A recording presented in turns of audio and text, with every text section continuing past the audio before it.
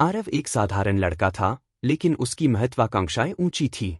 दिल्ली के मध्यम वर्गीय परिवार में पला बढ़ा, उसने जीवन की कठिनाइयों को नज़दीक से देखा था, लेकिन उसके माता पिता ने उसे सिखाया था कि मेहनत से सब कुछ पाया जा सकता है। आरव को इस बात पर पूरा विश्वास था। उसने हमेशा सोचा था कि अगर वह ईमानदारी और मेहनत से अपने लक्ष्यों का पीछा करेगा, तो उसे वह सब कुछ मिलेगा जिसका उसने सपना देखा था, एक अच्छी नौकरी, खुशहाल परिवार और एक सम्मानित जीवन। हर सुबह वह सूरज की पहली किरण के साथ उठता और सोचता कि मंजिल अब बस कुछ कदम दूर है। लेकिन जीवन की राहें उतनी सरल नहीं थीं। सब कुछ सामान्य चल रहा था, लेकिन एक दिन कुछ ऐसा हुआ जिसने आरव को हकीकत से रूबरू करा दिया।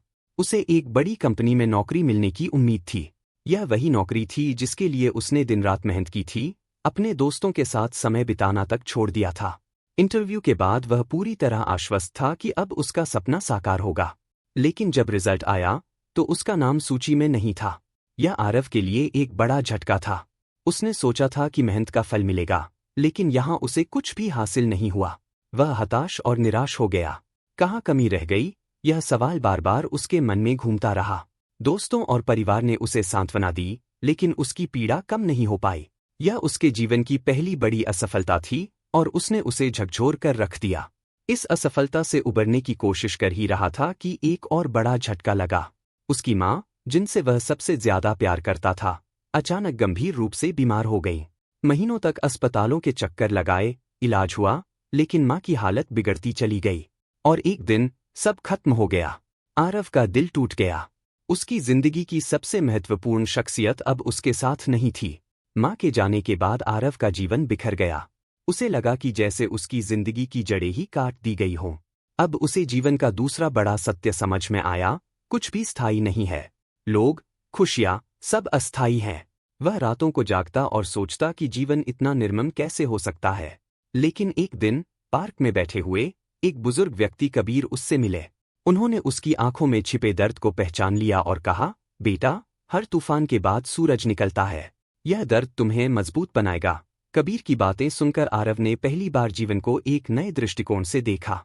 कबीर ने उसे सिखाया कि जीवन में दर्द अवश्यंभावी है, लेकिन दुख में डूबे रहना हमारी अपनी पसंद होती है। संघर्ष हमें तोड़ने नहीं आते, बल्कि हमें सिखाने आते हैं। आरव ने खुद को संभालने का फैसला किया।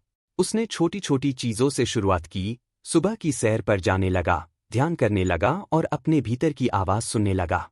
धीरे धीरे उसे समझ में आया कि जीवन में हर चीज हमारे नियंत्रण में नहीं होती, लेकिन हम यह जरूर तय कर सकते हैं कि हम परिस्थितियों पर कैसे प्रतिक्रिया देंगे। समय बीतता गया और आरव ने अपने जीवन को नए सिरे से बनाना शुरू किया।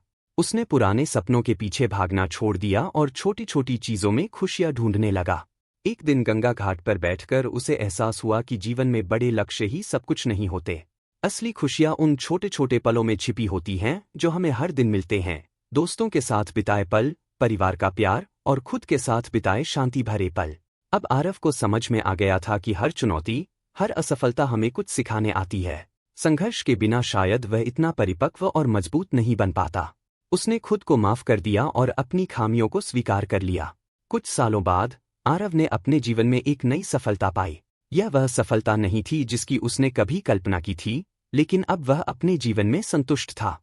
वह अब दूसरों के साथ अपनी कहानी साझा करता और उन्हें सिखाता कि कैसे संघर्ष जीवन का हिस्सा है और वह हमें कुछ न कुछ सिखाने आता है। आरव ने अब एक ऐसा जीवन बना लिया था जो बाहरी चमक-धमक से नहीं, बल्कि आंतरिक शांति और संतोष से भरा था। उसने जीवन का सबसे बड़ा सबक सीख लिया था, हम जीवन को नियंत्रित नहीं कर सकते, लेकिन हम यह तय कर सकते हैं कि हम किस तरह से प्रतिक्रिया देंगे।